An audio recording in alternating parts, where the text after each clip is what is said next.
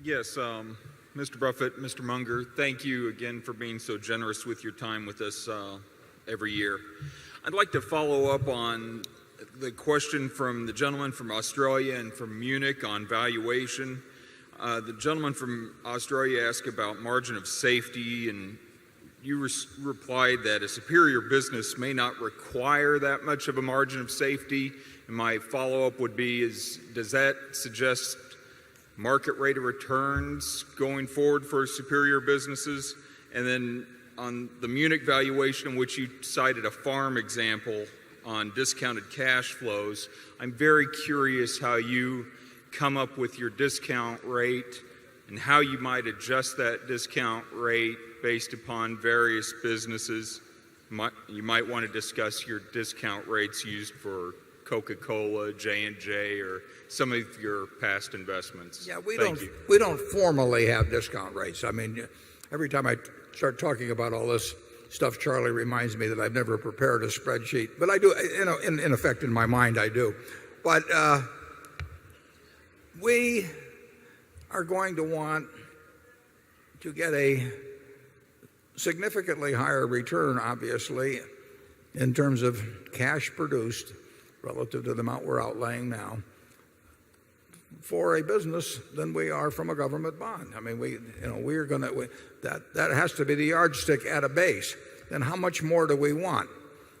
Well, if government bond rates were 2%, we're not going to buy a business to earn 3 or 3.5% expectancy over the years.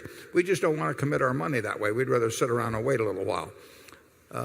If they're 4.75%, what do we hope to get over time? Well, we want to get a fair amount more than that. But I can't tell you that we sit down every morning and I call Charlie in Los Angeles and say, what's our hurdle rate today? I mean, we have never used the term. It's a little bit of we want enough so that we feel very comfortable if they close on the stock market for a couple of years, if interest rates go up another 100 basis points or 200 basis points, we're still happy with what we bought. And above that, I really, I know it sounds kind of fuzzy, but it is fuzzy. Charlie? Yeah, the concept of a hurdle rate makes nothing but sense, and yet a lot of terrible errors are made by people who are talking about hurdle rates. Just because you can measure something and guess it doesn't mean that it's the controlling variable in what you're dealing with in a messy world. And I don't think there's any substitute for thinking about a whole lot of investment options and thinking about why one is better than another and what the likely returns are from each, et cetera, et cetera. And the trouble with the hurdle rate concept, not that we don't have one in a sense, is that it doesn't work as well as a system of comparing things.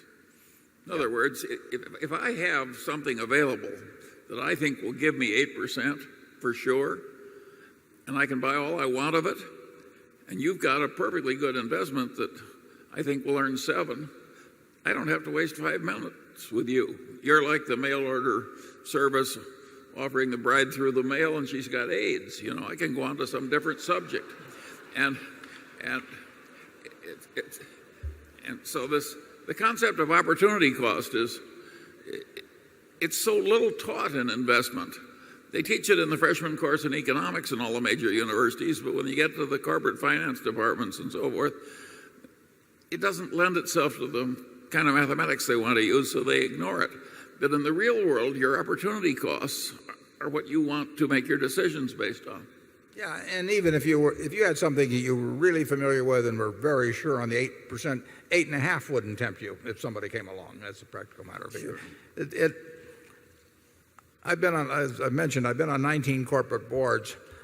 I would say that of the presentations I've seen, and I've seen a lot of them, and every one of them had a calculation of internal rate of return.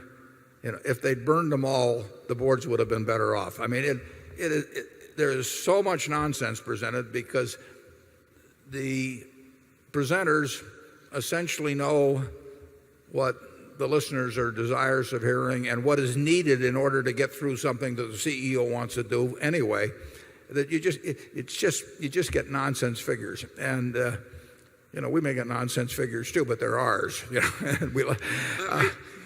Let me give you an example of that. I have a young friend who sells private partnership interests to investors, and he's in a really tough field where it's hard to get decent returns. And I said, "What return do you tell them you're aiming for?" And he said, 20%. And he said, "How did you pick that number?" He said, "If I chose any lower number, they wouldn't give me the money." And there's no one in the world we think can earn 20% with big money. I mean, so anybody making a promise like that, basically, we're going to write off immediately. It's amazing to me what, in a sense, how gullible big investors are, pension funds and so on, and that they have people come around and promise them the Holy Grail, and they want it so badly, that they're willing to believe things that just have to be nonsense.